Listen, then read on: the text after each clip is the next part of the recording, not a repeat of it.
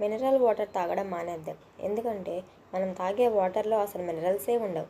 మనం తాగే water purify చేయకముందు అందులో చాలా బ్యాక్టీరియా అండ్ మినరల్స్ ఉంటాయి.